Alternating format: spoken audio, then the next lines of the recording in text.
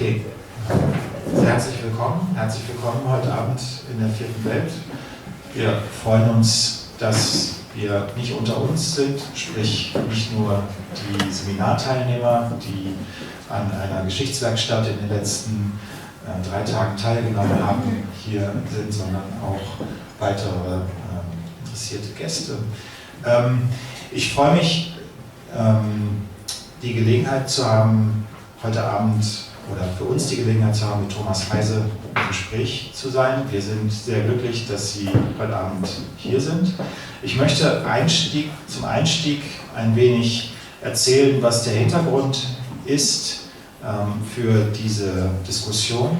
And since this is a bilingual situation, I will also try to do this in a back and forward between German and English.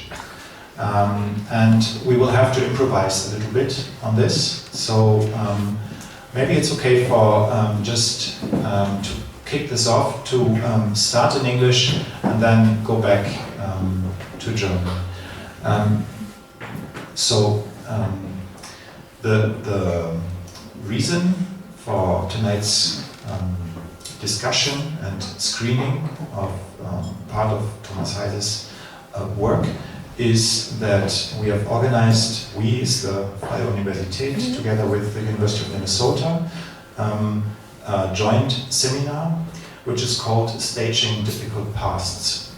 And within this seminar we have been investigating the commemoration of the fall of the Berlin Wall, 30th anniversary. And what we did throughout our joint sessions was deconstructing the memory which has been built throughout the last 30 years. And we did that with readings, and we did that with what we called a mobile laboratory, where we, both student groups from Minneapolis and Berlin, went to different sites here in Berlin throughout the last days and discussed these readings. Throughout this process, the films of Thomas Heise have been very, not only informative, but a point of return interest. And so the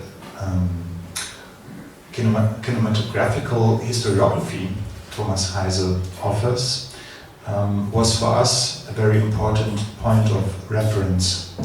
And in particular, the documentary work related to the fall of the Berlin Wall, or the events taking place just ahead and then unfolding afterwards. For those of you who are familiar with the works of Thomas Heise, and I think most of us in the room are, it is for sure clear that Thomas Heise takes a very particular stance on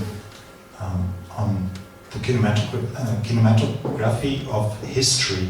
That means that he keeps history, that's how I would formulate it, he keeps history on a very short semi-distance and without taking necessarily a side. So what we see are very ambivalent images, and this ambivalence is not one which keeps an objective perspective, but which creates a sort of depth. And with in this semi-engagement, so to say. Without saying too much ahead, I would hand over the microphone to Michal Kobialka, who initiated this process of this joint seminar from the University of Minnesota. And then I would ask Thomas Heise to briefly introduce the material we selected for tonight's discussion. We will have a screening of approximately 35, maybe 40 minutes, which is a selection from a film Thomas Heise made on the 20th anniversary of the fall of the Berlin Wall in 2009, called Material. And we have jointly selected material which primarily shows events from November 4th to November 8th. So the dates immediately ahead of the fall of the wall. So I would now hand over the microphone to Michał and then to Thomas. This is going to be in English, unfortunately. I don't think I can do it in German by any chance. However, and very briefly, since indeed we're primarily here to discuss the project with Mr. Thomas Heise, rather than talk about the academic program. However, what I would like to mark is that indeed this particular project is part of a bigger project which is called Staging Difficult Past. And the idea of the project is to really ponder over the question, what is it that is difficult in staging the difficult past? And this is exactly how we framed the seminar, both here in Berlin as well as in Minneapolis. And the students spent half of their time reading critical work, specifically critical work dealing with the issues of the archive, the idea of time, space and matter, the idea of historiography, in order to really try to figure out how to deal with the staging of difficult past. And in this case, of course, the staging of difficult past is the 5th, the 10th, the 15th, the 20th, the 25th, and the 30th anniversary of the fall of Berlin Wall. Prior to this screening, the students from Minneapolis shared their research projects with the students in Berlin, and I do hope that this joint project will really enhance our understanding of various different difficulties connected with difficult past. I hope that very many questions that will be generated by this documentary will be addressed during our discussion. However, it was very obvious, as Jan pointed out to you a moment ago, that when we talk about the difficulty of difficult past, the name of Thomas Heise came up quite often, specifically this particular work in terms of understanding and opening the depth of history. So without further ado, let me introduce Mr. Thomas Heise to you, who is going to talk a little bit about his own project, and then we'll continue with watching and the question and answer. Thank you.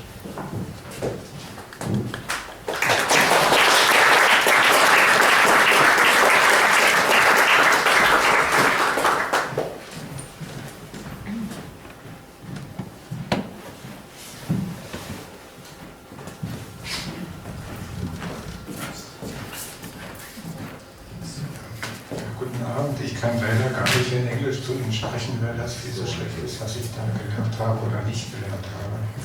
Ich kenne das nur aus dem Radio und vom Rock'n'Roll und das hat nicht hingereicht und ich weiß gar nicht, nur über Film zu sprechen. Du wolltest ein bisschen übersetzen?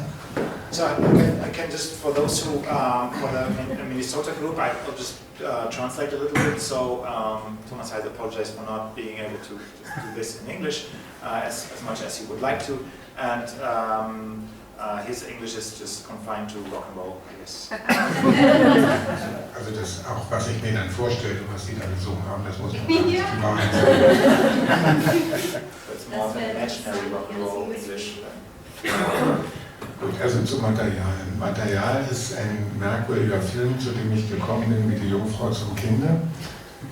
So, material, the film we're going to see some sequences is a film where Thomas Heise, oh Jesus, how did you translate that?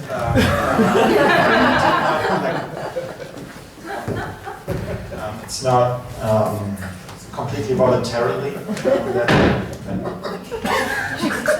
Okay. It's not voluntarily that he engaged with this material. Und eigentlich war es so, dass ich hatte in West-Berlin einen Freund, das war ein Filmproduzent, den ich mal kennengelernt hatte bei einer Produktion, das lasse ich mal alles weg, das wird viel zu lang. Und der hat mich gefragt, ob ich denn einen Film machen würde über den Autor Heiner Müller, den ich sehr gut kenne. So I'm abbreviated a little bit. So a television producer engaged with asked Thomas Heise if he would be willing to make a production on the work of Heiner Müller, someone who is very dear and very close, who was very dear and very close to Thomas Heise. Und da habe ich natürlich ja gesagt und das hatte dann zur Folge, dass ich eine Videokamera bekam, eine Videokamera, ein Mikrofon, was man so braucht für die Filmproduktion. Und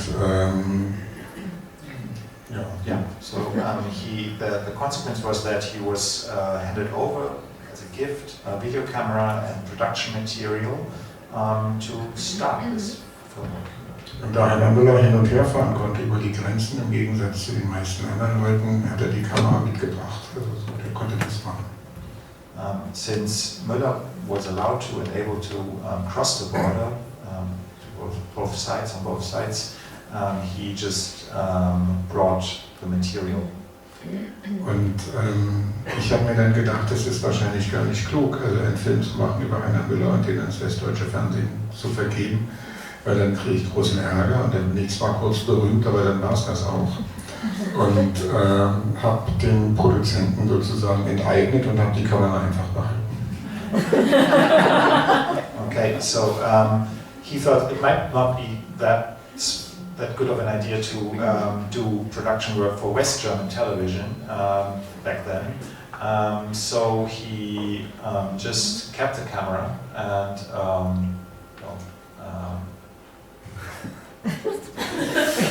Ich habe es geklaut, ja. he just basically stole the camera. Das war irgendwie, ich habe mich nicht so ganz toll gefühlt dabei, aber weil ich den mochte, den will ich sagen. Aber es gab ja die Mauer und die hat mich geschützt.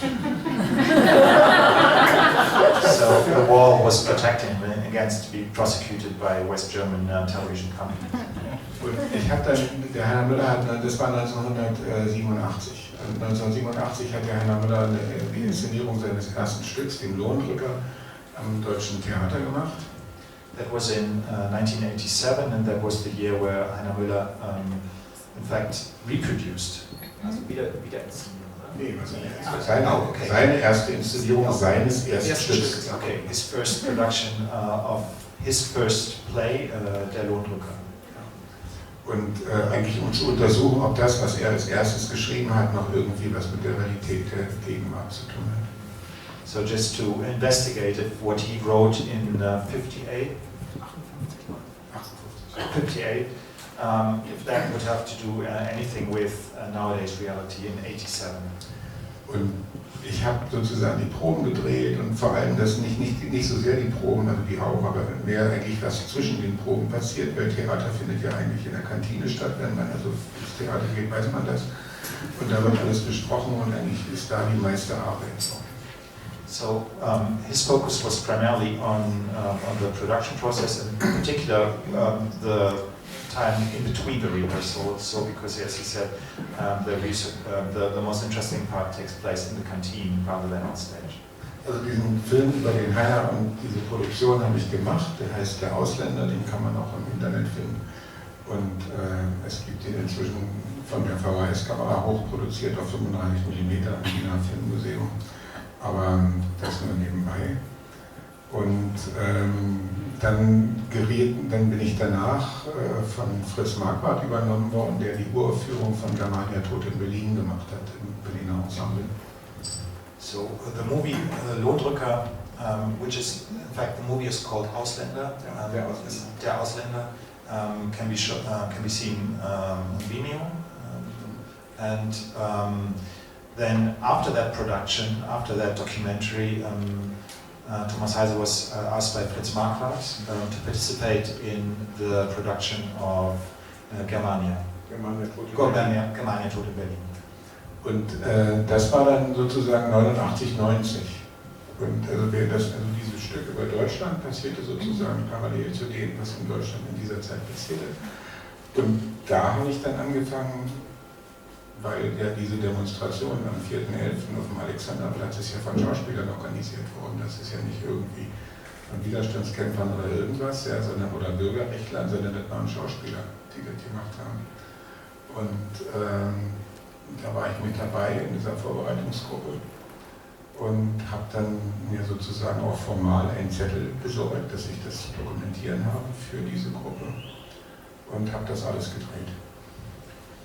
So while the political events took place, you were working in the theater also on the history of the state, so to say, on Germania, Tote Berlin, and you were part of the organizational committee for this demonstration on November 4th on the Berlin Alexanderplatz,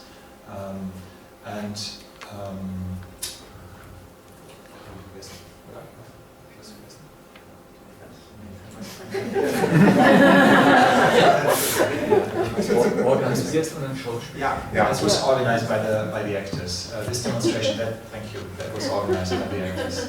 Ja. Ich sage das, weil immer jetzt heutzutage von der Kirche die Rede ist und von sonst was. Ja, die haben damit gar nichts zu tun. Ja, das ist Quatsch.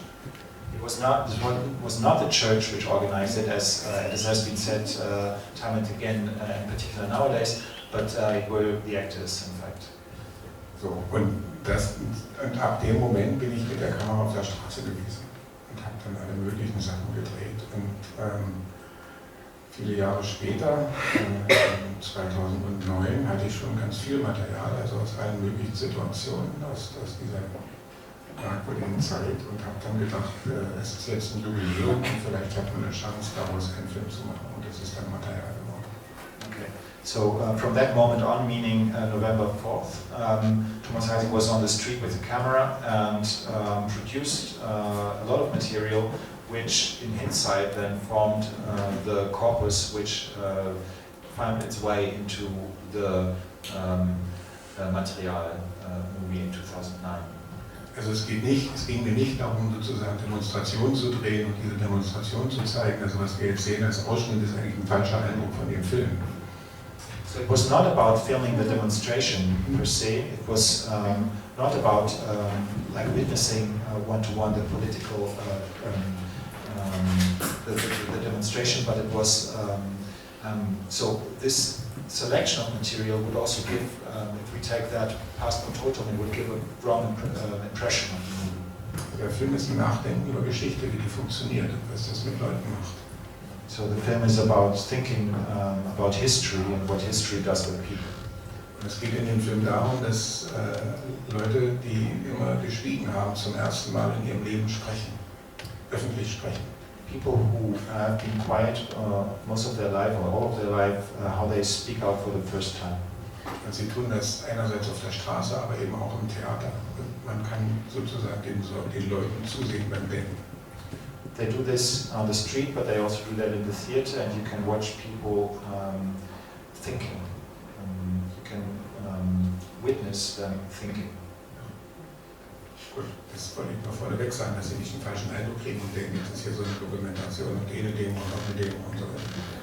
Just not to have a wrong impression, it's not one manifestation, one demonstration after the other, but these are the scenes we selected.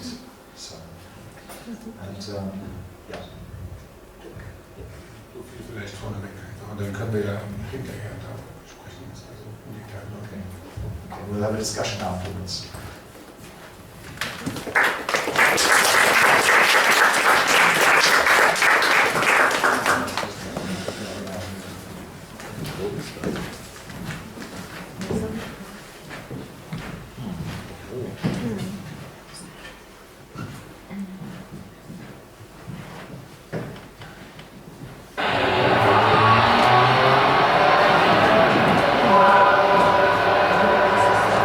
Heute ist der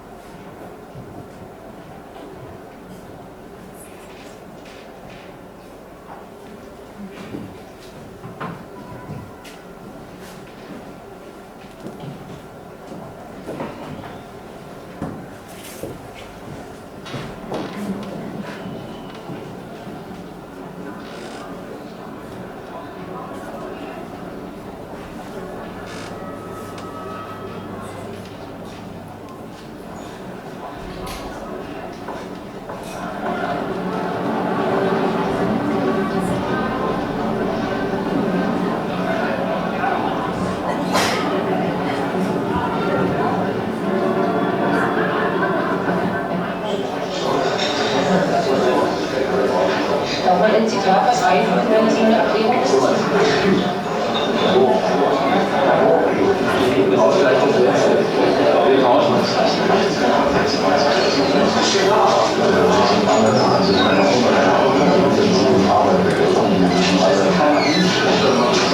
Und das nehmen als eben eine deutsche Spezialität, dass es in einer geordneten Weise doch ein bisschen stärker Mitwirkung verbunden wird. Das ist einfach ein Englisch.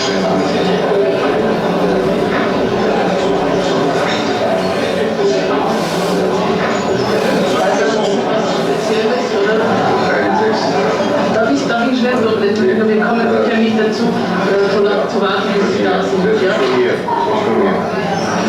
Darf ich denn nicht schnell vielleicht?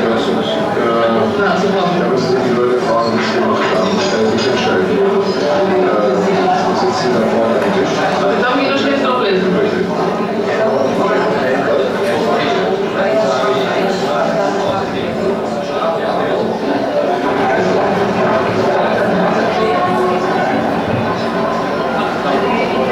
Jetzt muss ich mal fragen, ihr seid Schauspieler.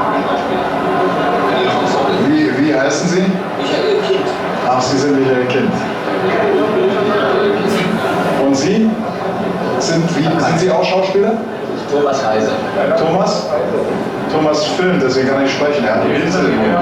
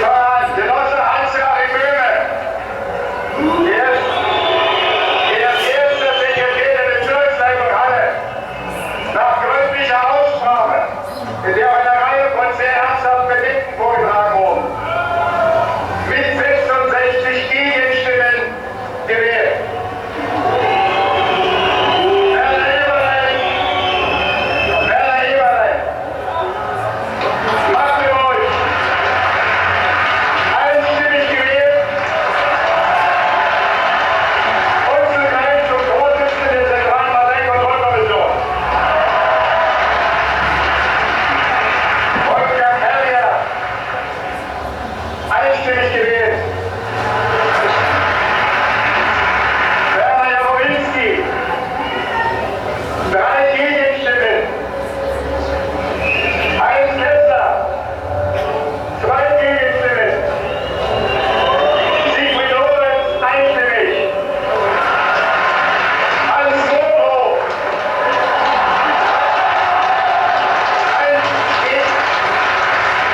eine Gegenstimme. Liebe Genossen, ich stehe hier, obwohl ich eigentlich drin sitzen müsste, um zuzuhören und mitzudiskutieren, um eure Positionen hier entgegenzunehmen.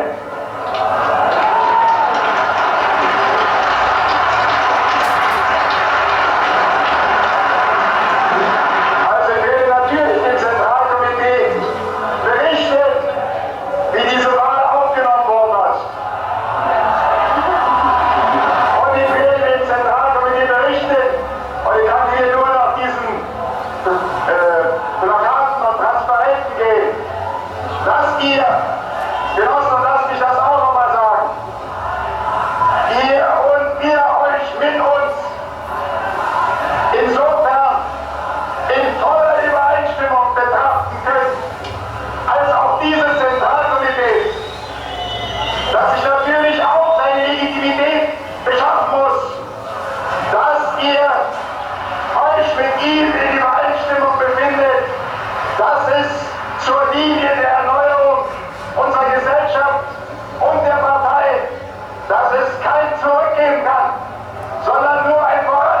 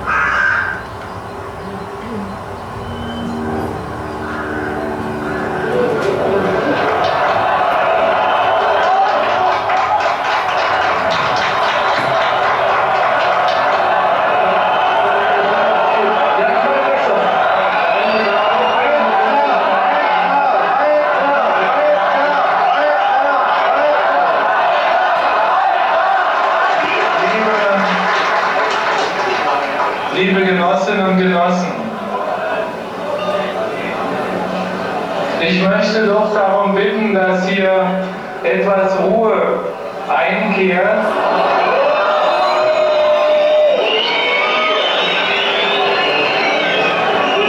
Liebe Genossinnen und Genossen,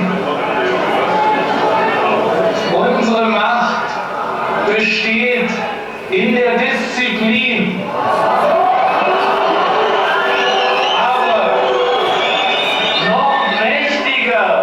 Ist unser Gewissen. Genossen, alle wie wir hier stehen, ob hier oben oder dort unten.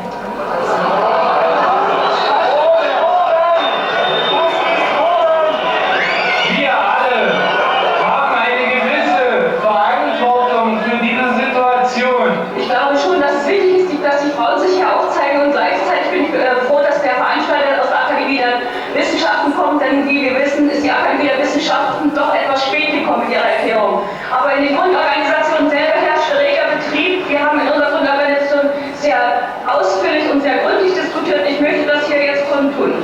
Wir Mitglieder der Grundorganisation der SPD am Zentralinstitut für Physikalische Chemie sind im höchsten Maße besorgt über die politische Situation in unserem Lande. Langsamer. Die Zeit ist so schnell. Genossen, ich bin als zweiter Sekretär verantwortlich, auch in unserer Grundorganisation, in der Kreisparteiorganisation für Schildfärberei. Ich bekenne mich dazu. Wieder mit der Schildfärberei. Und wir müssen gemeinsam aus dieser Schuld herauskommen.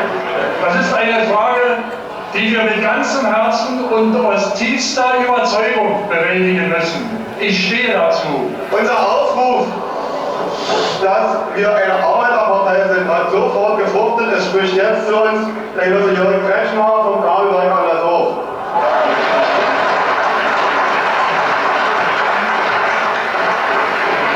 Ich möchte eigentlich sagen, dass ich kein sehr guter Redner bin, dass mir auch ein bestimmtes Grundwissen vielleicht fehlt, um hier große Prognosen abgeben zu können, die uns weiterhelfen. Aber ich möchte eigentlich darüber sprechen, was mich bewegt hat in den letzten Wochen und wie es für meine Begriffe nur weitergehen kann als Genosse, der 3 Schichten arbeitet und zurzeit auf Bezirksparteischule ist. Am meisten hat mich bewegt, dass ich im Betrieb oder daneben zur Wende in der Bezirksparteischule gesessen habe, machtlos zugucken musste, wie auch in den letzten Tagen ein Reisegesetz rausgekommen ist, wo ich mich echt frage, ob das wirklich Juristen gemacht haben oder ob das Leute gemacht haben, die davon Ahnung haben.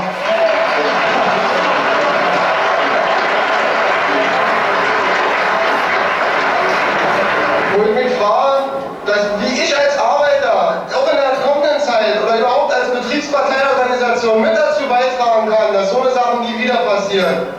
Dass wir direkten Einfluss auf alle gewählten Organe auch ausüben können. Zumindest, dass man uns anhört.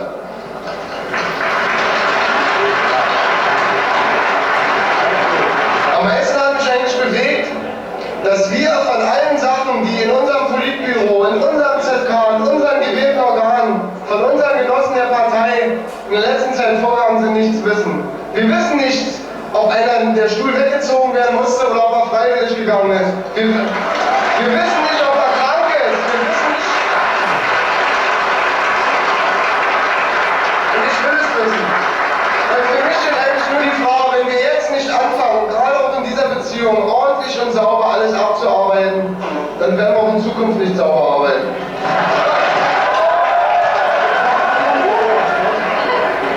Genossen, die Lage ist ernst. Sozialismus und Partei sind unseres Erachtens in Gefahr. Ich bin der Parteisekretär der Grundorganisation Rechtswissenschaft der Humboldt-Universität. Es ist unseres Erachtens eine klare Sprache notwendig. Und in dieser klaren Sprache möchte ich hier Folgendes feststellen.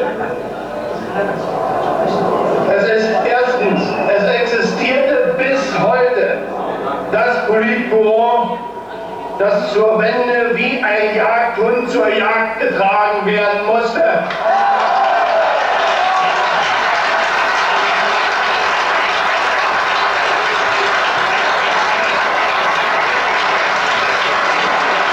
Das überdeutliche Wort der Genossen der Parteibasis wurde ignoriert. Der Sozialismus in der DDR und unsere Partei durch die Ignoranz zur Disposition gestellt und auf das Äußerste gefährdet.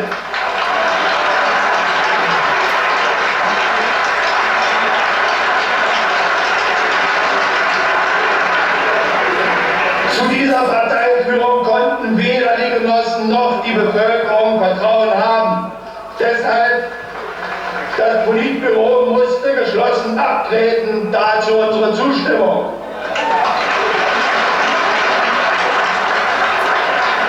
Es musste aber nicht zurücktreten, um in kaum veränderter Zusammensetzung wieder aufzuerstehen.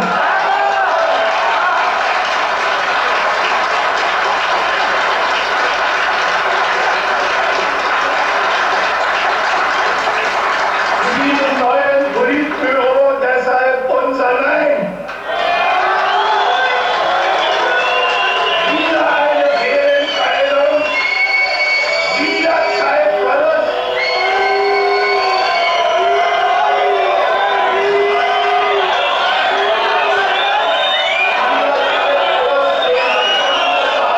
Nicht mehr leisten kann. Genossen, dass dieser Brief nicht frei ist von Emotionen, mag mir verziehen sein. Seit 19 Jahren Mitglied dieser Partei habe ich auch die mir unverständlichsten Entscheidungen mitgetragen. Ertragen habe ich auch das Gefühl der Ohnmacht. Kritik und Fragen waren nicht der Reaktion wert. Oder Disziplinierung war die Reaktion. Mit den Buchrufen und Pfiffen werden wir alle getroffen. Alle die in zusätzlichen Stunden und in vielen Auseinandersetzungen im abgeforderten Vertrauen in die kollektive Weisheit der Parteiführung ihre tägliche Pflicht erfüllten. Ich sage euch ehrlich, ich stehe mit schmerzendem Herzen vor dem Scherbenhaufen meiner Parteiarbeit. Vor allem deshalb, weil sich meine Partei einfach nicht zum Vorwärtsgang entschließen will. Wir fangen doch schon wieder falsch an. Auch mit dem Satz, dass wir die Wende eingeleitet hätten.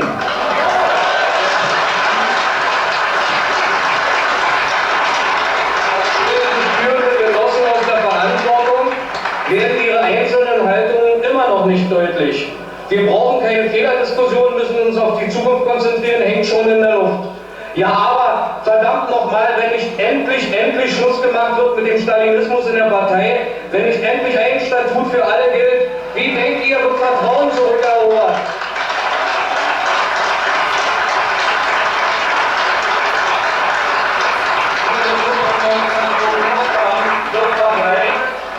Der Eintrag zu viel für die NVA in Leipzig wäre schon von den Schauspielern und einigen anderen unterzeichnet gewesen, der Ausnahmezustand ausgerufen worden.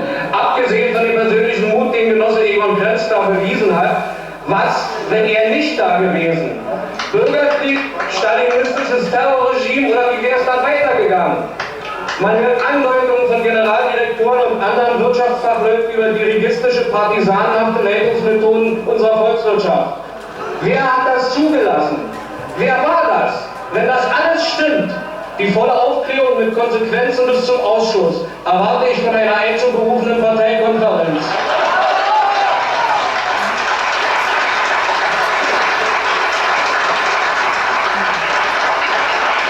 Wenn das alles stimmt, dann darf ein Politbüro nie wieder eine solche Macht besitzen.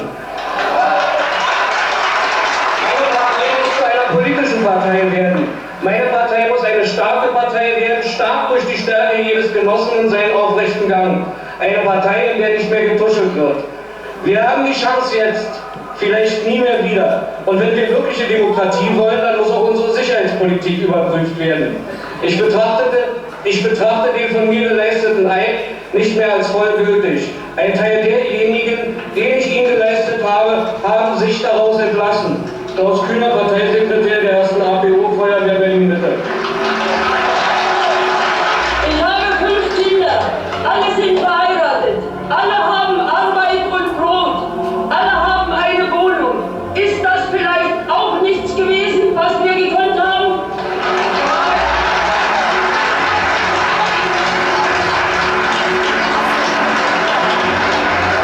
Sicherlich ist heute das neu gewählte Politbüro noch nicht das,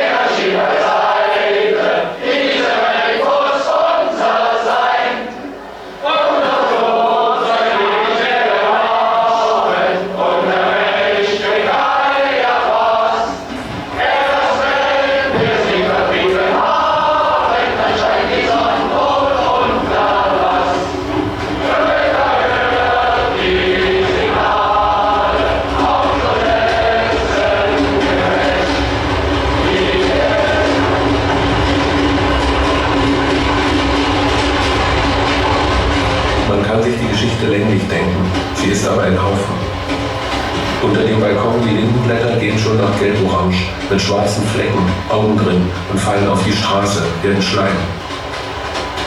Ein feuchter, lauer Herbst, zum Reinlegen in diesen sanften Nebel.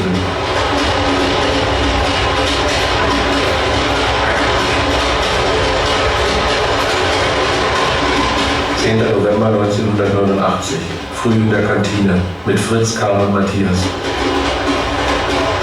Ohne Bühnenarbeiter und ohne Schauspieler fiel die Probe aus. Wir liefen an der Spree entlang, Richtung Brandenburger Tor.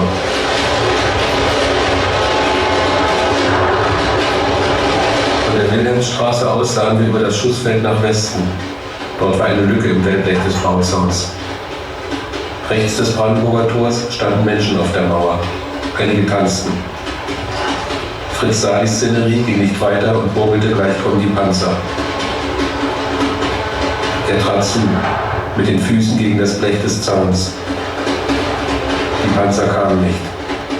Wir liefen zurück zum Theater.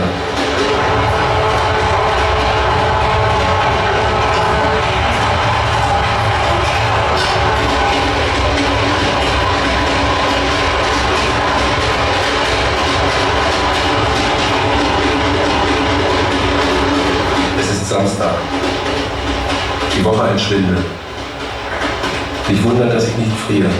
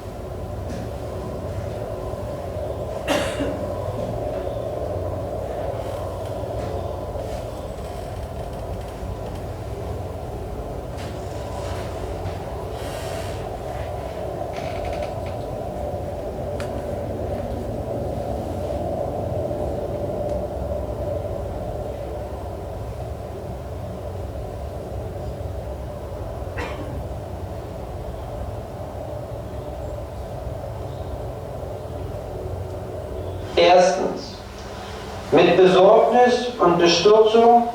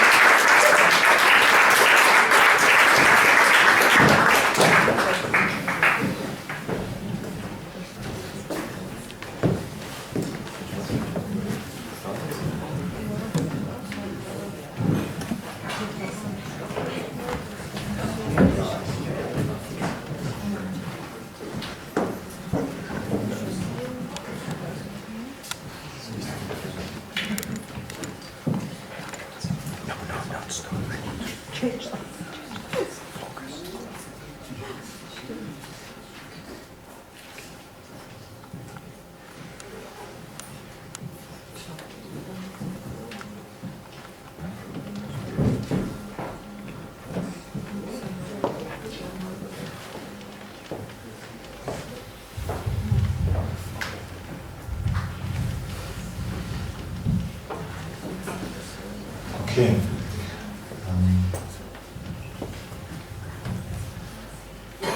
Es ist mal ein bisschen schwierig, eine Diskussion anzufangen mit dem Satz, was wir jetzt nicht gesehen haben. Was wir jetzt nicht gesehen haben, ist die Szene davor, das lange Brüten vor einem Theatermodell. Also Fritz Marquardt, wie er über einem Modell sitzt. Und die letzte Sequenz, die wir gesehen haben, der langsame Kameraschwenk über ein Modell. Also die Arbeit am Modell spielt in diesem Filmmaterial eine größere Rolle.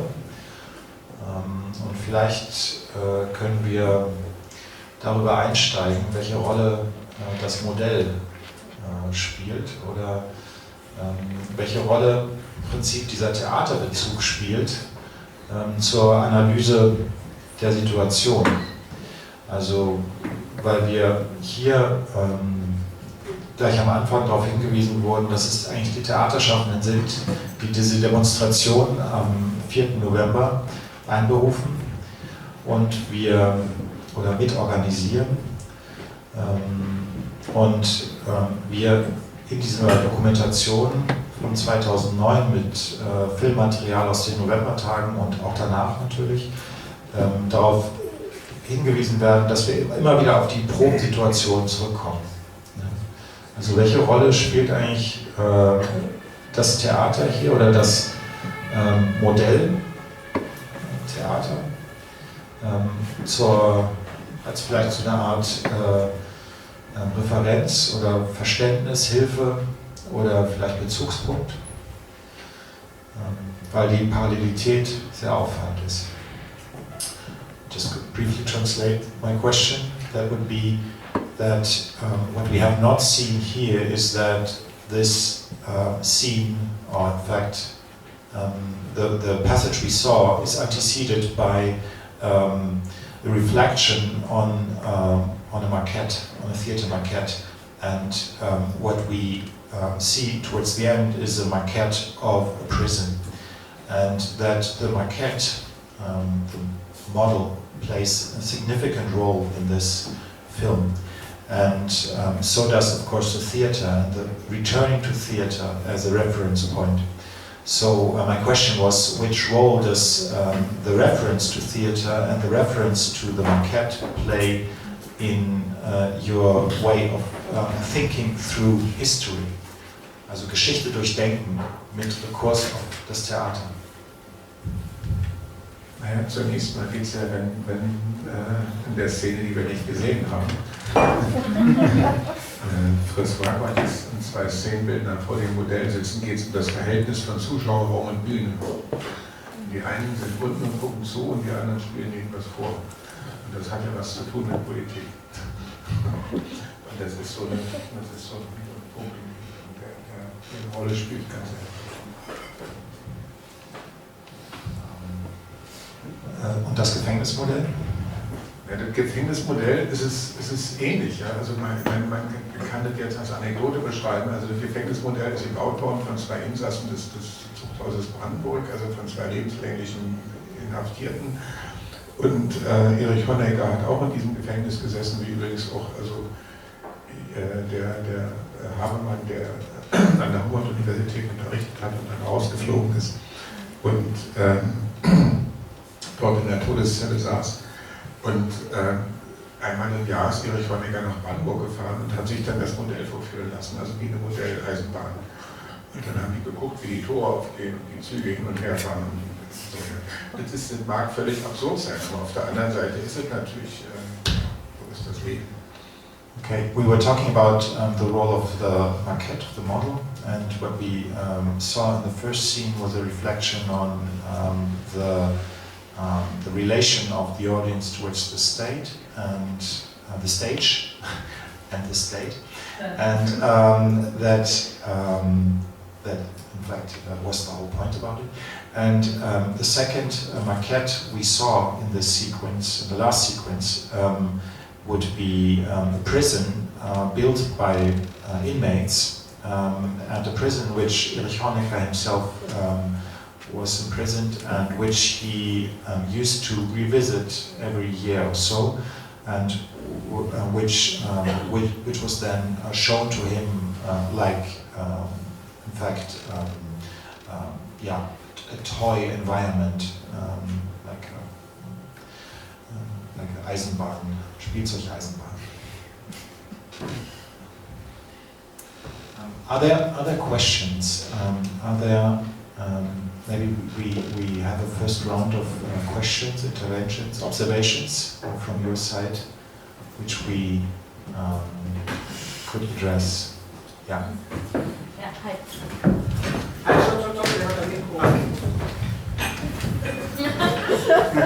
Sorry, Mikros für oben und unten. Hi. Ihr könnt euch auch in die Mitte setzen, wenn ihr wollt. Wenn die Leinwand nicht mehr frei hat. Ja, das war so der. Der kleine Cursor, das ist sehr lustig. Ja, ist eigentlich ganz hübsch, oder? Auf jeder Seite von der leeren Leinwand. Hi. Hallo? Funktioniert das? Nö. Oder? Ja. Hallo. Nee, dann sprich einfach laut. Okay. Okay, dann spreche ich einfach laut. Ich habe eigentlich ein paar Fragen. Wenn ich ganz ehrlich sein muss, ich kannte mich mit Ihrer Arbeit vorher nicht, vor dem Seminar nicht. Und ich finde es genial.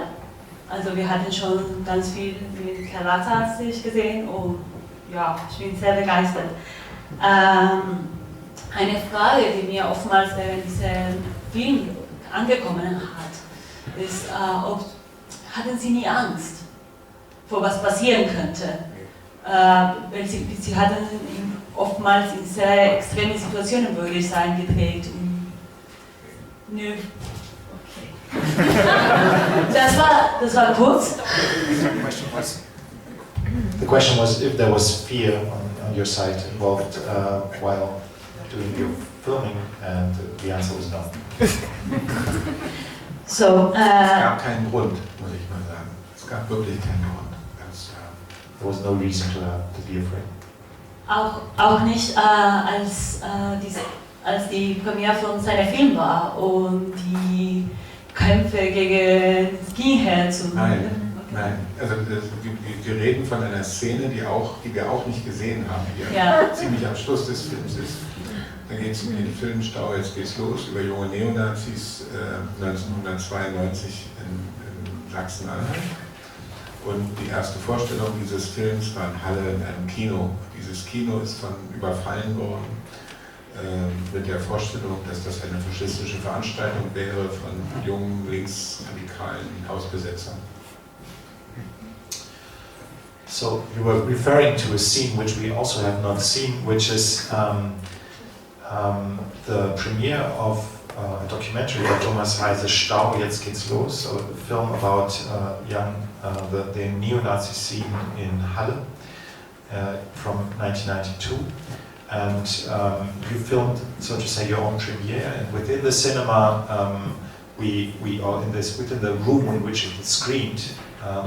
We have the situation that a very violent, brutal scene occurs in which this event is somehow stormed, if I understood correctly, stormed from, also es wurde gestürmt von...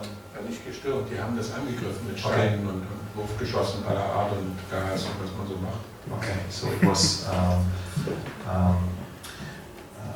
so there was from left-winged protest because it was seen as a right-winged neo-Nazi event, the screening of the documentary, and then there was, but also a protest of those who were inside and then who defended themselves.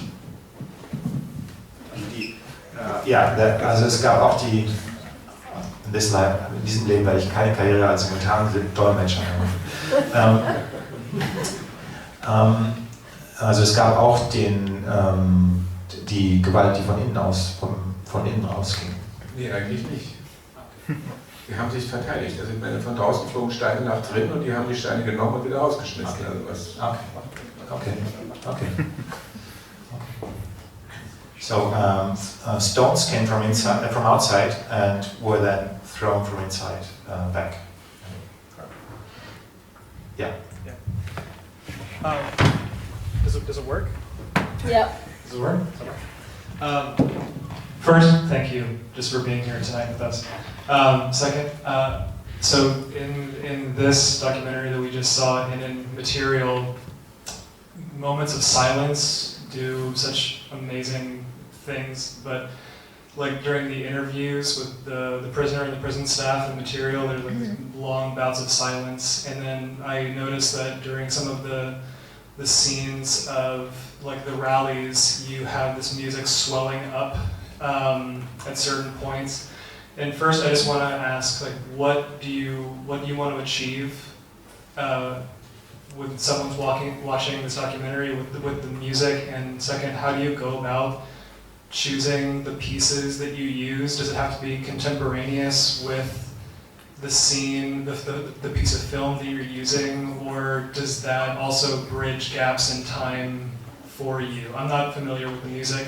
I can't recognize it, so I just wanted to... Okay, erstmal zunächst vielen Dank für den Abend hier und dass Sie hier sind. Dann ist die Frage nach dem Umgang zunächst einmal mit Stille und als nächstes eigentlich mit dem Einsatz der Musik. Und die Frage ging dann dahingehend, ist diese Musik, in welcher Beziehung befindet sich der Einsatz von Musik eigentlich zu den Dargestellten, auch zeitlich? Ist es also, werden da zeitliche Nuancierungen gesetzt oder Differenzen gesetzt oder hat es sowas wie Zeitgenossenschaft? Also die Musik hat, wenn man so will, gar nichts damit zu tun. Das ist von Charles Ives und es geht um den Untergang eines Schiffes auf dem Mississippi und den sehen die Leute. Und sie reden darüber, also sie stehen schweigend vor dem Untergang dieses Schiffes und dann fangen sie an darüber zu sprechen und danach, wenn das Schiff untergegangen sind, verfallen sie wieder in Schweigen. Und das ist das, was der Charles Ives mit seiner Musik erzählt. Und das erzählt der Film auch. Der erzählt, wie Leute das erste Mal anfangen zu sprechen, weil ein Schiff untergeht, der Staat. Und danach, als der Staat untergegangen ist, verfallen sie wieder in Schweigen. Das ist das, was wir jetzt haben. So that's platt.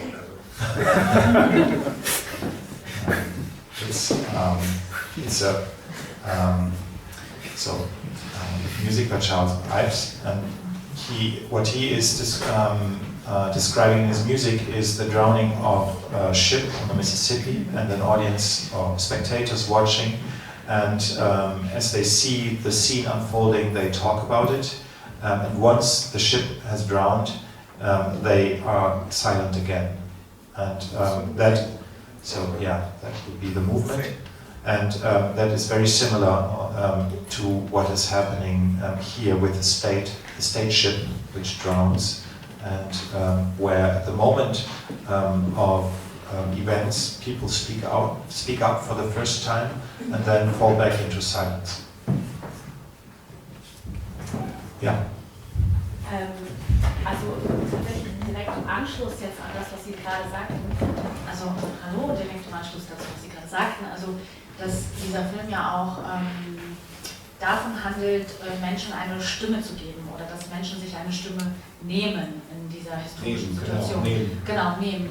Und leider jetzt auch, um eine Szene zu beschreiben, die wir nicht gesehen haben, nämlich direkt im Anschluss an dieses Modell, haben sie Inhaftierte vor die Kamera geholt und beziehungsweise das wäre meine Frage, also inwiefern sie von der Masse dieser Menschen, also die sich das Mikrofon nehmen und sich eine Stimme nehmen, in diese Situation gekommen sind, in der Individuen vor die Kamera treten und individuell ihre eigenen Hoffnungen wiedergeben und anschließend daran, ob dieses Material vor 2019 irgendwo schon gezeigt wurde.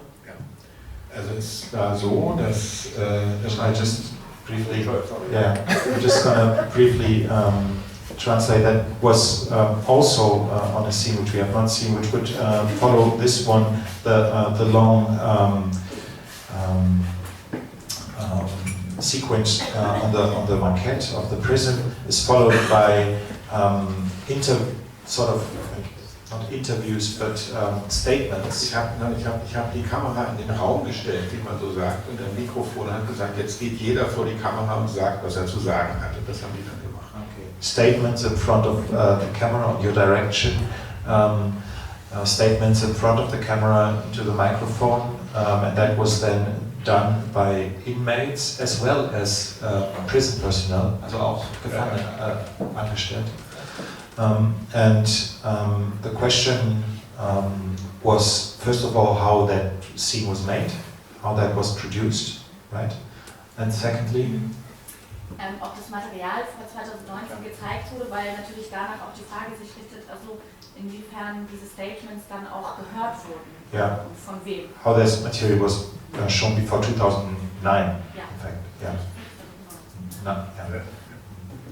Also es ist eine einfache Geschichte. Also es ist so, dass die Kollegen von mir, die ich so kannte aus der Eva und Freunde oder sowas, die wussten, dass ich eine Kamera habe. Und ein Kollege, der Hans Windken, ich der DDR-Regisseur, es lohnt sich von dem Filme mal anzugucken, ja, die sind nicht sehr bekannt. Und der hat ganz spannende Sachen gemacht. Der hat mich angerufen, nachts, abends, und der hatte recherchiert in Brandenburg im Gefängnis und wollte dort einen Film machen. So. Und er wusste, ich habe die Kamera, und er hat mich angerufen und hat mir erzählt, dass dort Unruhen sind und dass die Gefangenen verlangen, dass das Fernsehen kommt und ob ich nicht mit ihm dahin fahren würde. Und da habe ich gesagt, ja, und dann sind wir ins Auto gestiegen. So this was on the initiative of director Hans Windken, who Thomas Heise also recommends his oeuvre and to pay more attention to it, and who in fact called you on the phone and said that there is some sort of upheaval going on in the prison, and if you would just take your camera and come with him and record there in the prison. Die Gefangenen haben verlangt, dass das Fernsehen kommt und sich ihre Forderungen anhört und das dann ausstrahlt. The prisoners asked for the television to come to record and then to broadcast their demands. So, und wir waren für die Gefangenen und zum Teil auch für die Wärter das Fernsehen, obwohl er gar nicht das Fernsehen war, und wir haben sie in dem Glauben gelassen. So they were perceived as television, though they were not television, just not television. Und dann habe ich das gemacht. Ich habe die Mikrofon hingestellt, kam und gesagt, so, jetzt sagt jeder, was er zu sagen hat. Das war einfach eine Dokumentation dieser Geschichte. Und dann haben die Gefangenen gesagt, sie möchten, dass eine Erklärung von ihnen im Rundfunk verlesen wird. Und das habe ich gemacht, dafür habe ich gesorgt, dass die im Rundfunk in den Nachrichten sozusagen verlesen wurde. Langer Text. Then the inmates also asked for their demands being broadcasted on the radio, and you made that possible. Also ich habe niemanden vor die Kamera geholt, sondern wir wurden geholt. Ja, genau. Das war genau umgekehrt. Das ist aber nicht so ganz ersichtlich, wenn man das jetzt Natürlich nicht, fragt. klar. Genau. Natürlich nicht. So no one was asked to step before the camera, but they asked the camera to be present in the prison. Total, danke. Ja, also ich würde auch gerne noch was sagen, oder gibt es noch jemanden, der vorher etwas loswerden möchte? Okay, ja, ich muss mal ein bisschen Kitsch jetzt reinbringen, weil tatsächlich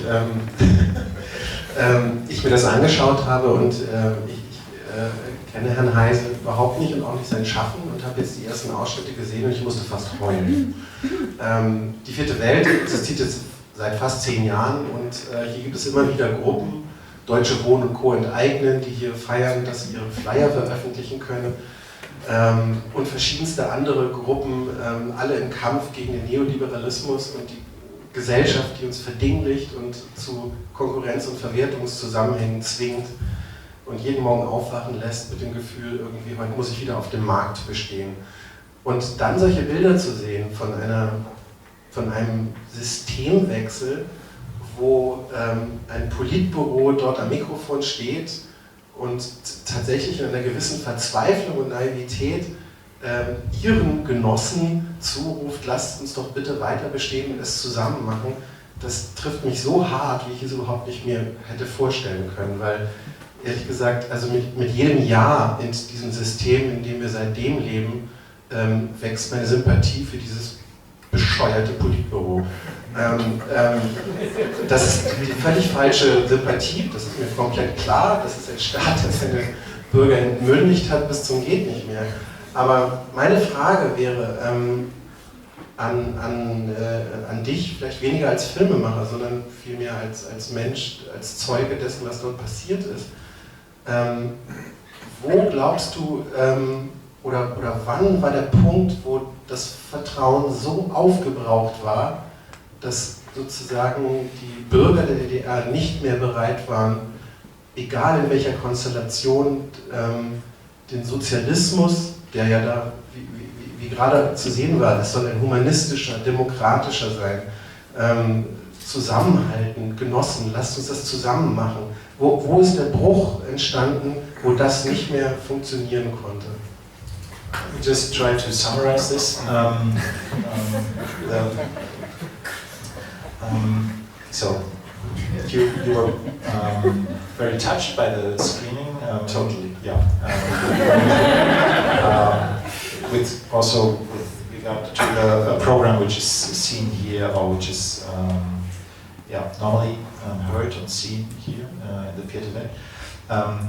But the question was, when was the breaking point for you? When was the breaking point in which this common belief in we can do something or we can change something together, when that did not apply any longer, and when things started to fall apart and the majority was not given any longer to in fact believe in change?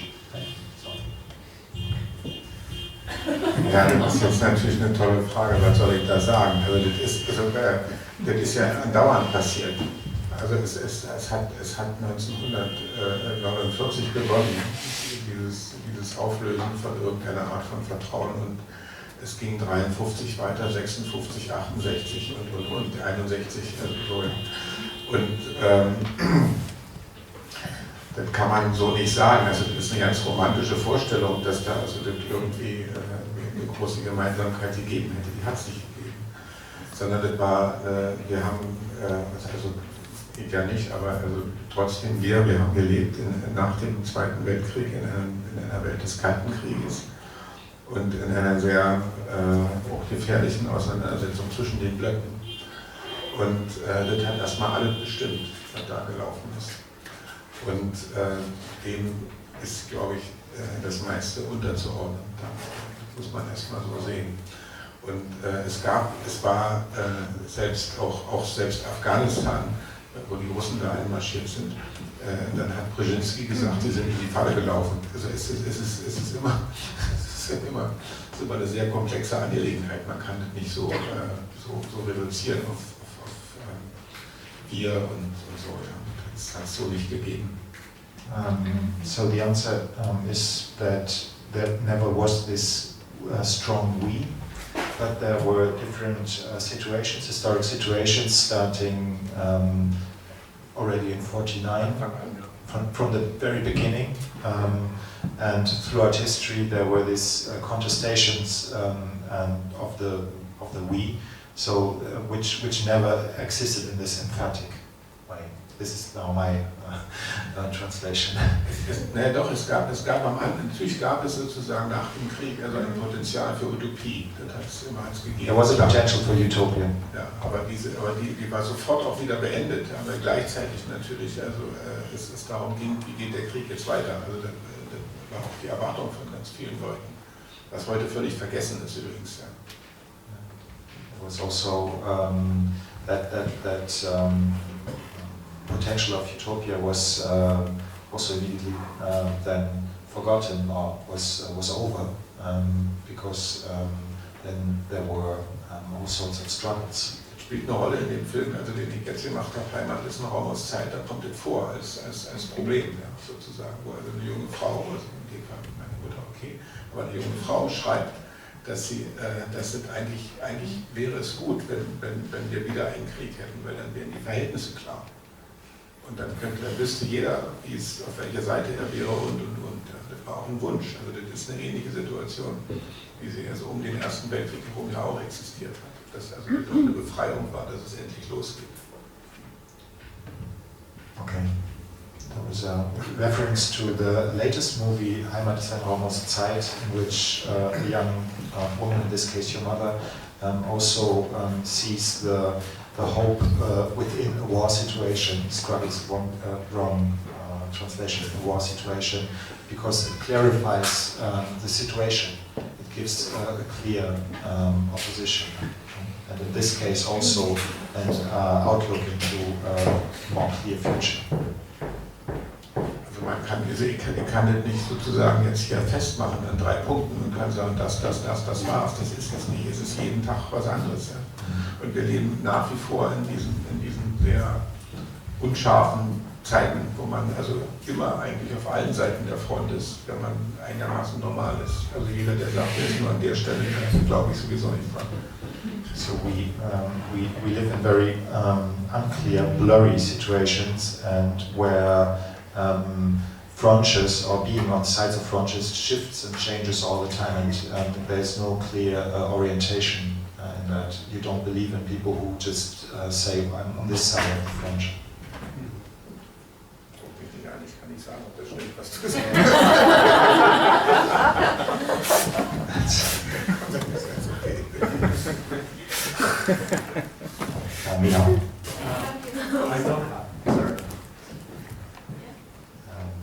Okay, go ahead. Also erstmal herzlichen Dank.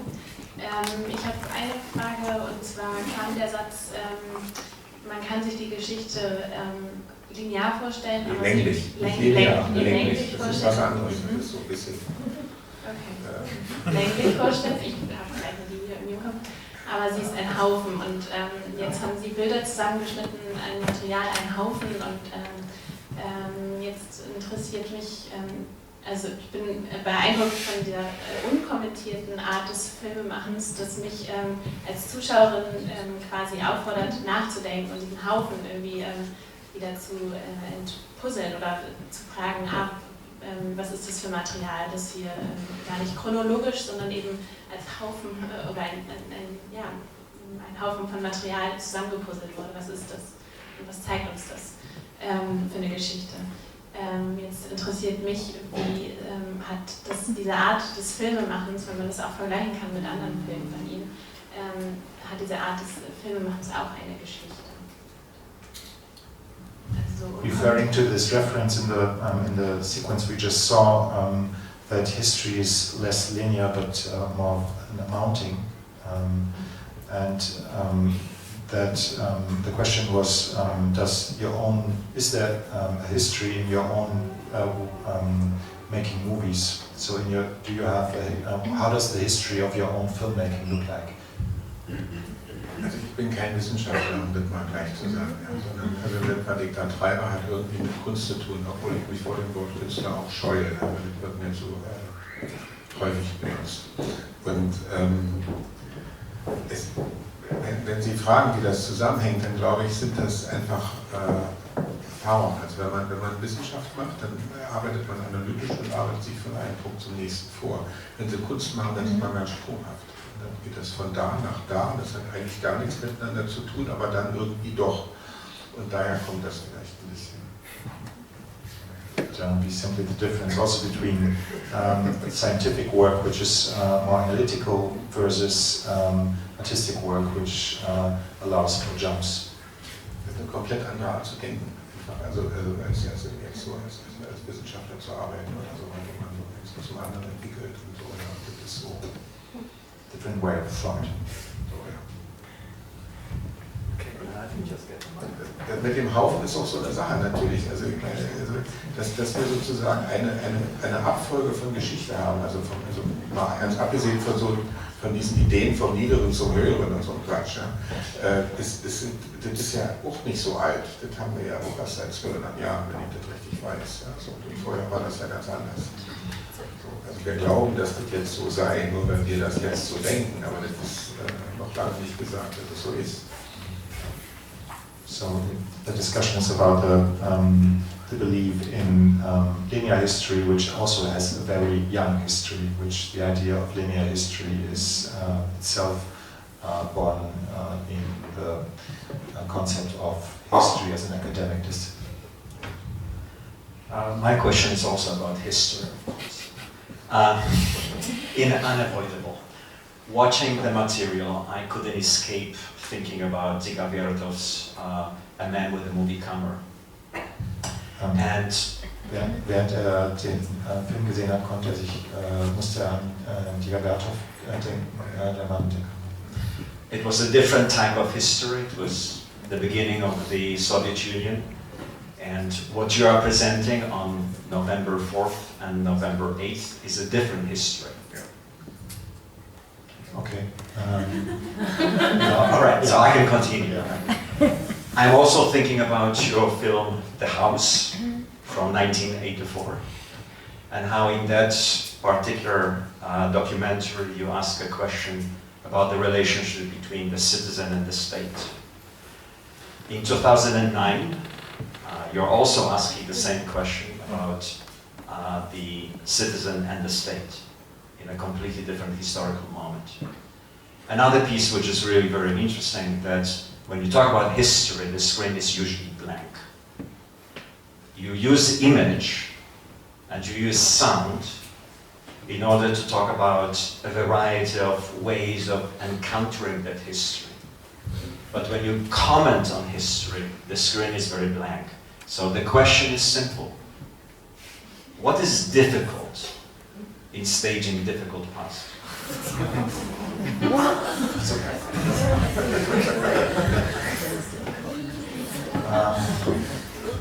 Thank you, Mina.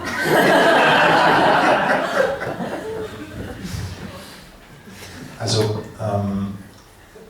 es geht im Kern um die Frage, was passiert, wenn Sie in Ihrem Film über Geschichte sprechen, dann ist die Leinwand eigentlich schwarz. Das war seine Beobachtung, hat das jetzt an verschiedenen Filmbeispielen festmachen wollen. Damit verband sich bei ihm eigentlich die Frage, was ist das Schwierige an dem Darstellen schwieriger Geschichte?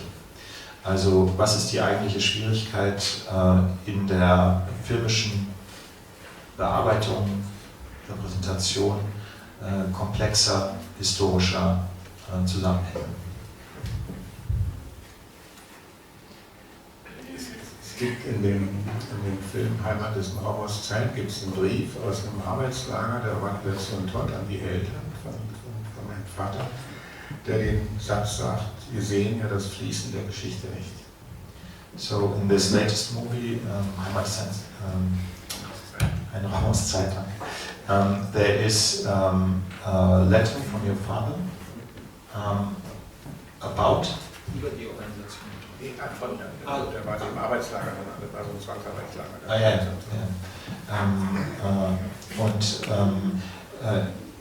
In this letter, it's from the organization Todd, it says we cannot see the history floating, or we cannot see the history developing.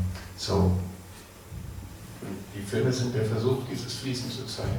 The films are they try to show the floating of history. Ob das mit dem Schwarz stimmt, weiß ich gar nicht. Das ist jetzt gut. He's insecure if that is really true, that the screen is black when he talks about history. Die Frage wäre, was das Schwarz dann jeweils ist. So what would the black be? That's the question. Is it a void? Sometimes. The reason I'm talking about the void is, of course, as you so well know, in 1991 there was a big discussion here in Berlin about the architects who are trying to keep the void after the fall of Berlin Wall. And I think it's Schliemann who was the deputy with urban planning, who encouraged the architects to gloss over all the voids in order for those voids to cease to exist. Die Frage ist, vielleicht hat jemand den Namen verstanden, ich habe den Namen nicht ganz verstanden. Also die Frage in den Stimmern. Okay, Stimmern. Die Frage ist, wie geht man mit den Baulücken um? Überbaut man sie? Hält man sie aufrecht? Wie sollen Künstler damit umgehen? Und die Frage ist, ob diese Voids eigentlich so ähnlich sind wie dieses Problem, was sich nach 1990 stellt mit den Baulücken in Berlin. Also da muss ich jetzt mal ganz professoral antworten. So very professoral answer. Also es gibt ein Buch, was ich geschrieben habe. That's a book he wrote. Das heißt Spuren, eine Archäologie der realen Existenz. Which is named Traces and Archaeology of the Real Existence. Und im Grunde genommen ist es das. Ne? Also wenn ich in der Wüste bin und grabe irgendwelche Scherben aus als Archäologe, Dann habe ich 3 Scherben. Ich muss aus den 3 Scherben schließen, was das Ganze vielleicht gewesen sein könnte. Das kann eine Vase sein, ein Teller oder irgendwas ganz anderes. Aber so gehe ich eigentlich mit dem Filmmaterial vor. Das ist so ist eigentlich. Also die Lücken, es geht nicht darum, die Lücken zu füllen, das müssen Sie machen als Zuschauer. Das kann jeder für sich machen und ganz anders machen. Aber die Lücken müssen bleiben. Ich mache die Lücken eher größer als kleiner. So it's the work of an archaeologist who encounters pieces in the desert, and his task is not the one putting these pieces together, but in fact extending the gaps rather than glossing over. Oder um beim Theater zu bleiben, da gibt es eine ganz schöne Geschichte, es gab eine Inszenierung von den Persern am Deutschen Theater. Die Bearbeitung war von Herrn Müller nach dem Aeschylus, und dann hat der Müller mal gesagt, er hat eigentlich nicht ganz genau verstanden, worum es da geht. Und man kann es auch wahrscheinlich gar nicht verstehen. Das Einzige, was man verstehen kann, ist dass die Leute, die da vorkommen in dem Stück, dass die das unglaublich beschäftigt. Und das ist das, was eigentlich die Botschaft ist, die noch übrig bleibt. Und das fand ich interessant. Und so ist das auch mit dem Film. So there's an analogous process in theater, which is Heinrich Müller talking about the Persians by Aeschylus, and that he confessed that he never fully understood what this was about, and that the only thing he understood was that those who were involved in this piece are very busy, and they are very concerned with what they do, and that's in fact what transpires throughout history, and that's exactly what he's also interested in. Also ich halte das für realistischer, als zu glauben, man würde das alles verstehen, dass die so.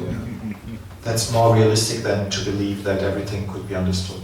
Und ich glaube inzwischen deswegen auch daran, also ich bin wirklich ein bisschen verwirrt, also mit dem neuen Film sind wir in China, in Korea und sonst wo, also ich frage mich, was machen die damit? Was verstehen die da eigentlich? Ja?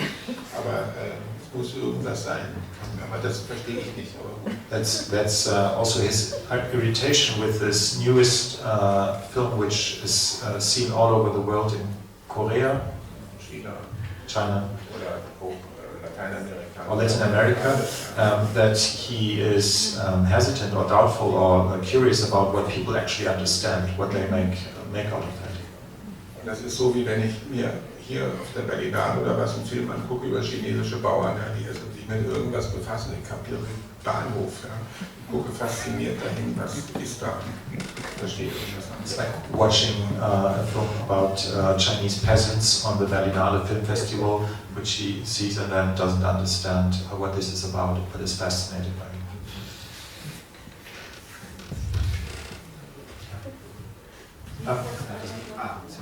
There was one before. Sorry, there was. Yeah. Are you sure? Yeah. Okay. Thank you. So I'm struck by pretty much what everybody has been talking about with history and time, particularly the experience of time during the interviews with the prisoners and the guards. How there is time taken and added time and time served, all in that one scene. But I think I wanted to go back, that seems like it was covered a little bit, but I wanted to just ask about the soundtrack again, the sound design, and what is the history of the collaborative process with the sound design? Also er war auch sehr fasziniert von der Frage oder von der Darstellung der Gefangenen. Möchte aber nochmal zurückgehen zu der Frage nach der Musik, nach dem Sound und ob es da irgendeine Form von Kollaboration gegeben hat, wie die ausgesehen hat. Mit dem Collaboration with the composer or mit dem Komponisten. Also der Komponist ist ja schon tot. So alte Musik. Yeah, composer is dead, so it was a little collaboration. Der ist interessant, der ist nicht so bekannt. Charles Ives lohnt sich zu hören. Ja. Wie der Sound zustande kam, oder? Nee, ich glaube, that was the question. about yeah, but also maybe wir haben was gemacht, was natürlich man eigentlich vielleicht nicht macht, also im Dokumentarfilm. Wenn man sieht, am 4.11. da ist der Ton sehr zurückgenommen und man sieht eigentlich nur die Leute, die da stehen und nicht die Redner, man sieht die Leute, die zuhören und die gucken. So there's something done on this material on November 4th, where the sound is taken down and you see the faces rather than hear the voices. Also einzelne Geräusche. Yeah, singular noises rather than voices. Und das habe ich ganz bewusst gemacht, also dieses Umdrehen der Situation, weil zum Beispiel ist die gesamte Demonstration ist aufgezeichnet worden und ist auch live im Fernsehen übertragen worden.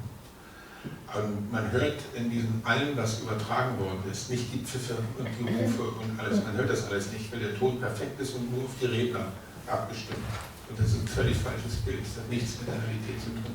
So that was a very intentional decision because this whole event was broadcasted on television, but the sound was directed towards the voices and of the speakers, and it was very well balanced. But what they did not broadcast were the noises made in the audience and the hissing, for example. Also im Fernsehen kommt das Volk nicht vor.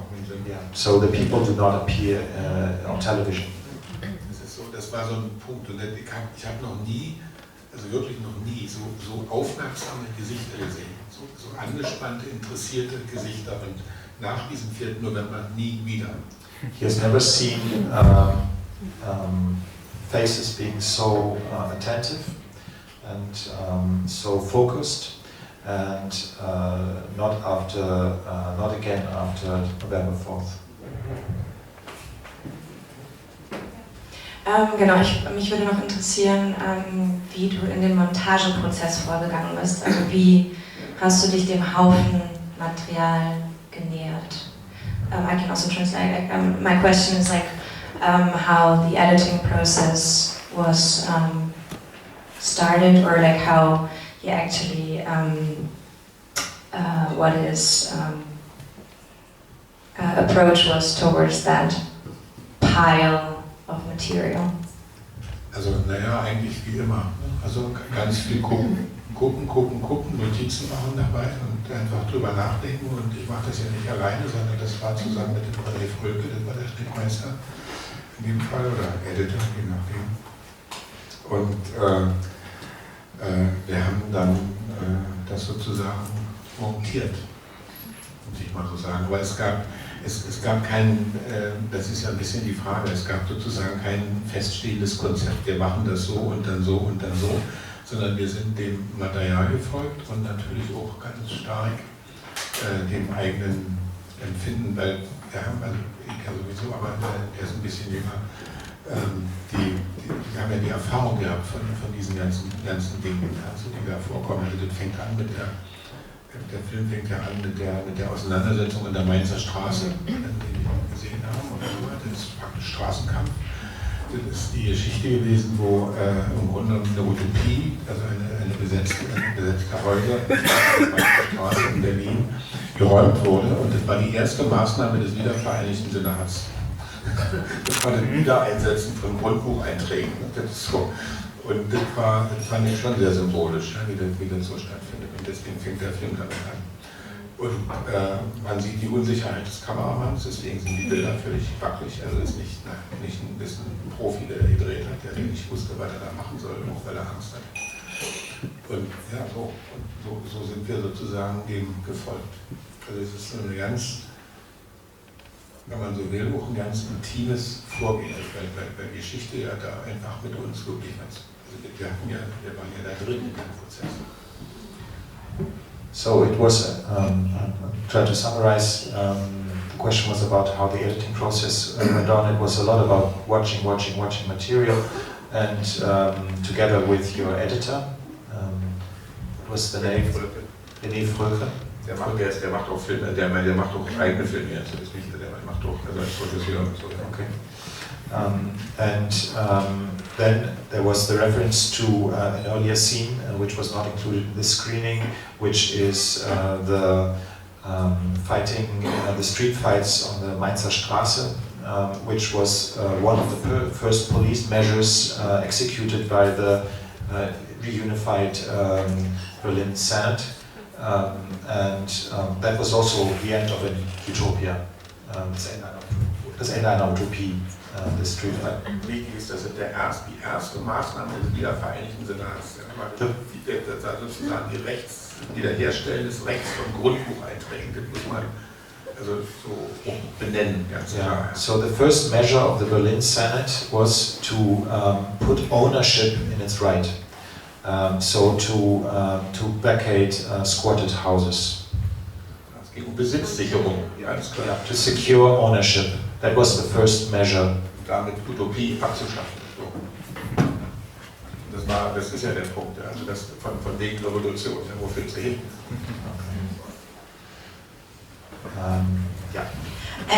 Good evening. I was struck in the film and the pieces that we just watched about there are places where the speakers are visible and the crowd is less visible, and places where the crowd is the only thing that's visible and the speakers are not visible at all. And so thinking about what is made visible and then what is made invisible to us, I guess my question is, what work do you hope that is achieving and that we, your audience, will get from that and those decisions that you've made about what we see and what we don't? Die Frage ist die nach der Sichtbarkeit der Redner. Ob das, ich glaube in der ersten Linie auch, ob das bewusst, also inwiefern das bewusst ist, was sie damit erreichen möchten. Also inwiefern Redner sichtbar sind, unsichtbar gemacht werden. Es ist ja nur der Schabowski eigentlich zu sehen. Die anderen habe ich weggelassen. The only speaker which is fully seen is Schabowski. Und Schabowski deswegen, weil er war damals Chef der Partei in Berlin, Berliner Parteichef der SED. So he was party leader of the Berlin section. Und das Zweite ist, dass alle den kennen, weil dann aus dieser Pressekonferenz, also die anderen sind ja gar keine. Also ich meine, das ist. He was the only real known person from in his side, because all others are long forgotten. Wenn Sie so wollen, eine Konzession ans Publikum, also It's conceding to the audience. Diese Demonstration, das ging 4, 5, 6 Stunden, ja, das hörte gar nicht mehr auf. Da kann man ja nicht, also alles, wenn ich da, also dass ich alles angucke. Man braucht ein Beispiel dafür. Es gibt eine Ausnahme, Sie sehen mal so eine Karteikarte im Bild. Da hat jemand eine Karteikarte. Das ist nicht Schabowski, das ist die Karteikarte von Markus Wolf, dem Geheimdienstchef. Da war ich ganz scharf drauf, ich wollte gerne mitlesen. Ja. Das macht ja auch Spaß.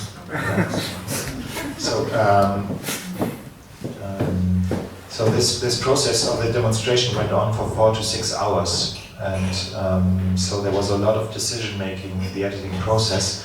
And but Thomas Heise just said he was very keen to film the notes. There was one little piece, a cardboard with the notes of a speaker that was Wolf, Markus Wolf, the head of Ausland.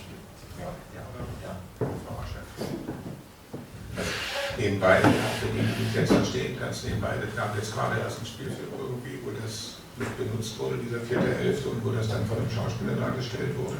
Und die zeigten auch so eine Karte. Aber dann zeigten die, wie die Hand zittert, was natürlich nicht stimmt. Das ist dann so künstlerisch weiterverarbeitet. So there's a recent feature film which also shows this scene and which also shows this card but with a shivering hand, but that is of course a dramatization which took place later. Hat nicht gezittert. Didn't shiver. Danke. Okay, there's one last question I would say. And yeah, okay. Maybe two, we can combine that. Yeah.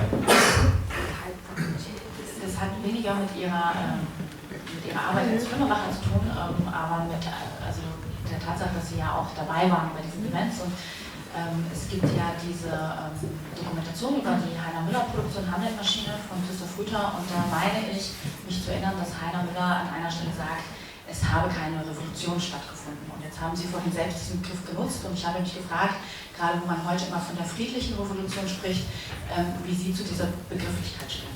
Okay. So the question is, there's also a documentary written on the production of Hamlet Machine, which takes place parallel to the events which we saw here. And Heiner Müller said it has there is no revolution.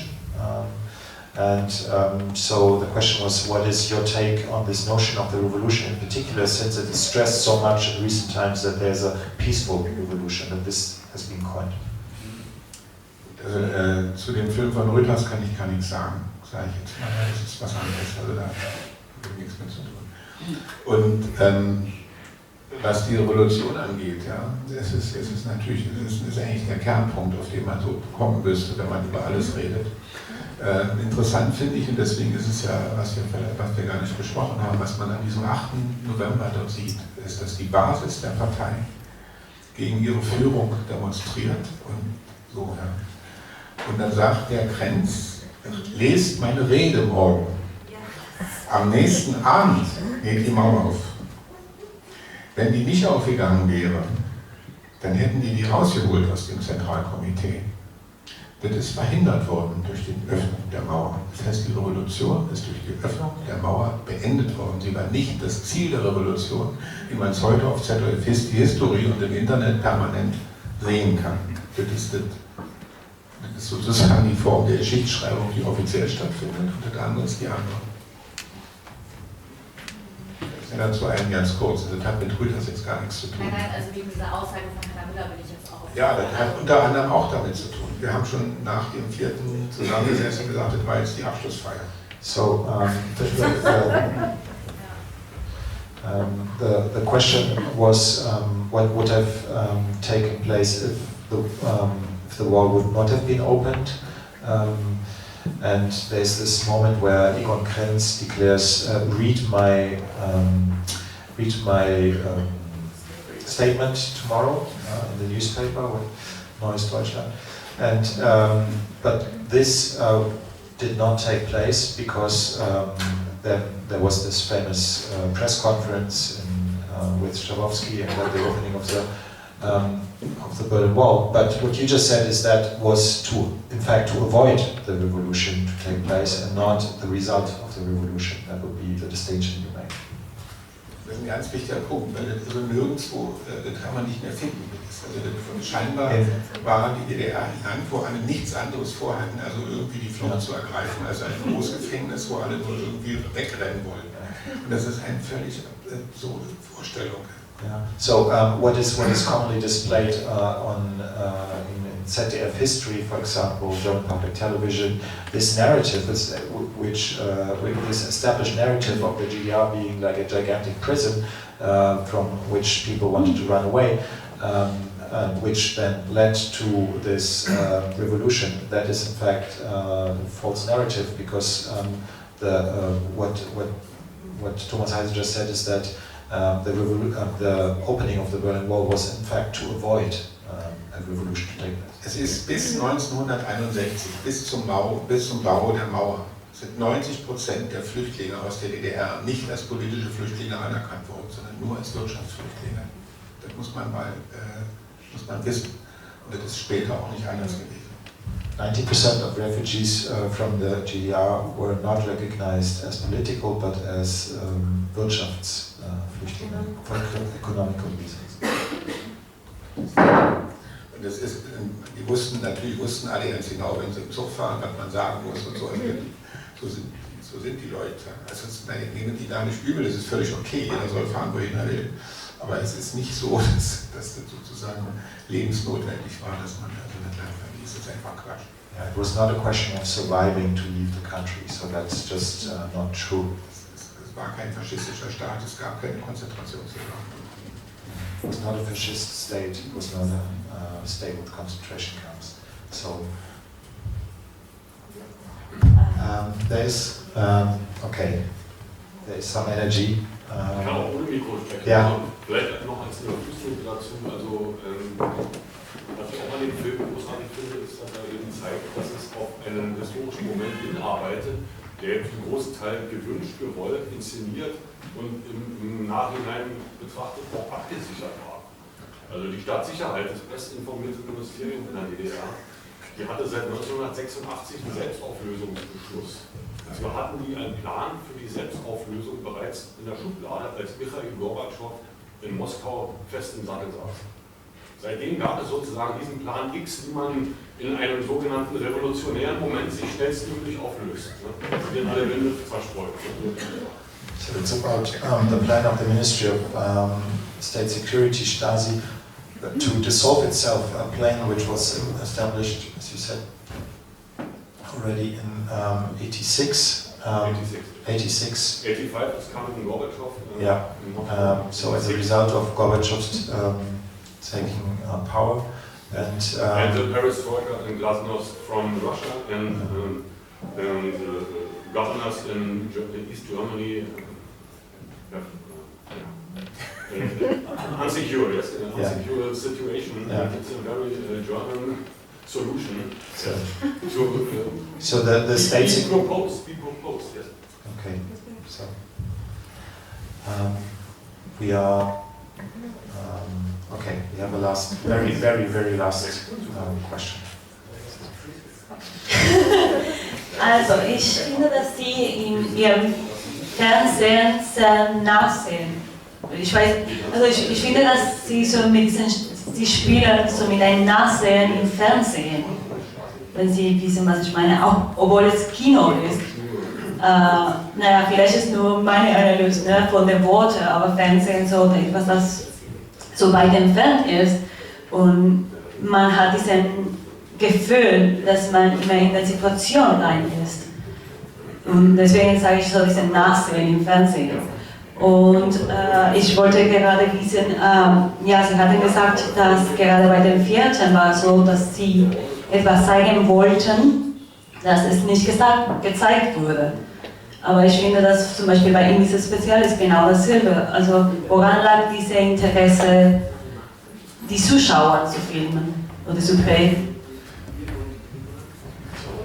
Question is wondering on the difference between television as something which creates a distance and what you do in your documentary by, to a certain degree, overcoming a distance. Da muss ich etwas ganz anderes sagen, was damit vielleicht gar nichts zu tun hat, nämlich ich habe gar keine Botschaft. I don't have a message. Ich mache diese Filme eigentlich, weil ich selber verstehen will, was da vor sich geht. Filmmaking für mich, und wenn Sie damit was anfangen können, wunderschön, aber eigentlich mache ich das wirklich für mich. It's filmmaking to understand what is going on, and it's a filmmaking which I do for myself. Also ich glaube nicht so, dass ja, ich möchte der Menschheit zeigen, dass it's not about a message to the world. Okay. Und es ist wirklich ein Versuch, eine Sache mit Mitteln des Films auf einen Begriff zu bringen. Also so, dass ich sage, damit könnte das was zu tun haben, also ungefähr. Das ist auch nicht fertig, das ist immer vorläufig. Also das ist das in dem Moment. So, ja. 10 Jahre später könnte man den Film weiterschreiben, wie man auch ein Buch weiterschreiben könnte und. So it's thinking with the film, and it's bringing your thoughts into images, and which are of course never definite. So you will keep on working, or one could keep on working with this material.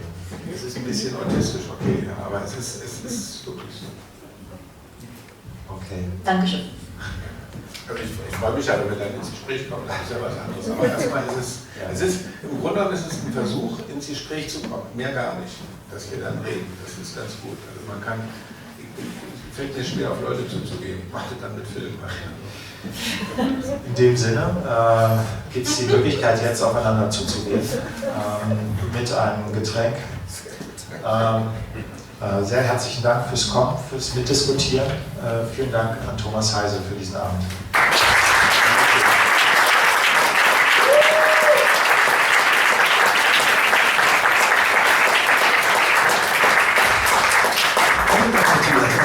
Mit 20% Rabatt auf